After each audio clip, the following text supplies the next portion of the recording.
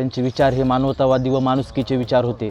तेच विचार कायमस्वरूपी जिवंत राहण्यासाठी संतोष अण्णा देशमुख यांचं नाव द्यायचं व त्या शाळेपुढे संतोष अण्णा देशमुख यांचा एक पुतळा उभारण्यात येणार। मस्साजोगचे सरपंच संतोष देशमुख यांच्या हत्येला आता 5 महिने उलटलेत। बीडवासियांच्या मनात संतोष देशमुख यांच्या हत्येच्या जखमा अजूनही ताज्या आहेत। संतोष देशमुख यांनी मस्साजोग गावाला 2 वेळा आदर्श ग्राम पुरस्कार मिळवून दिला होता। संतोष देशमुख यांच्यानंतर त्यांचे विचार विद्यार्थ्यांमध्ये रुजावे यासाठी त्यांचे नाव माध्यमिक शाळेला देण्याचा निर्णय घेण्यात आला आहे। नवनिर्माण शिक्षण संस्थेचे अध्यक्ष विजयसिंह उर्फ बाळा बांगर यांनी ही घोषणा केली। या शाळेच्या आवारात संतोष देशमुख यांचा पुतळा देखील उभारण्यात येणार आहे। या संदर्भात बाळा बांगर यांनी आणखी काय माहिती दिली आहे पाहूयात।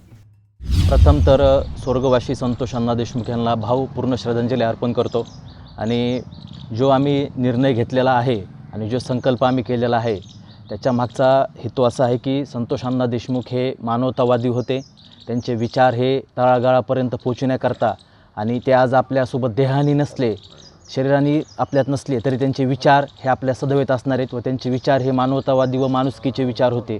तेच विचार कायमस्वरूपी जिवंत राहण्यासाठी नवनिर्माण प्रसारक मंडळाचा अध्यक्ष नात्याने आम्ही असा निर्णय घेतलेला आहे की स्वर्गवासी संतोष अण्णा देशमुख ह्यांचं नाव नवनिर्माण शिक्षण संस्थेमधील एका शाळेला, माध्यमिक शाळेला 5वी ते 10वी असणाऱ्या शाळेला संतोष अण्णा देशमुख यांचं नाव द्यायचं व त्या शाळेपुढे संतोष अण्णा देशमुख यांचा एक पुतळा उभारण्यात येणार व शाळेची इमारत व शाळा सुरू झाल्यानंतर शाळेची नूतन इमारत उभारणी केल्यानंतर देशमुख कुटुंब व धनंजय भैया देशमुख यांच्या हस्ते नामकरण सोहळा व त्या शाळेचा शुभारंभ होईल।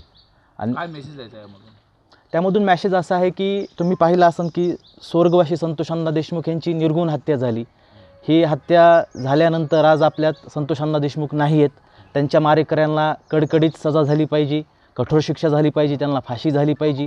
असं नाही की हा संकल्प झाला म्हणजे बांगर कुटुंब देशमुख कुटुंबासोबत नाही आहे। पुन्हा शेवटच्या श्वासापर्यंत आयुष्यभर मी इथून पुढे वैभवीचा एक चुलता धनंजय देशमुख आहे तर दुसरा चुलता हा बाळा बांगर असणार आहे आणि धनंजय देशमुख यांचा छोटा बंधू म्हणून बाळा बांगर काम करणार आहे।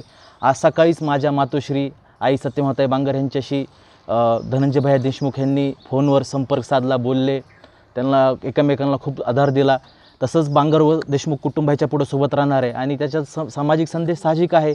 संतोष अण्णा देशमुख हे समाजसेवक होते, हे काय फक्त गावापुरते नव्हते, हे फक्त काय तालुक्यापुरते नव्हते, हे पूर्ण ह्यांचे जे विचार, त्यांनी जे कार्य केलेलं आहे, त्यांचे जे समाजसेवेचा संदेश आहे हा भारतातल्या, महाराष्ट्रातल्या कानाकोपऱ्यात गेला पाहिजे आणि तोपर्यंत सूर्यचंद्र तारे आहे तोपर्यंत स्वर्गवासी संतोष अण्णा देशमुख यांचं नाव आपल्यामध्ये सतत राहिलं पाहिजे, कारण ते मानवतावादी आणि माणुसकीचे होते।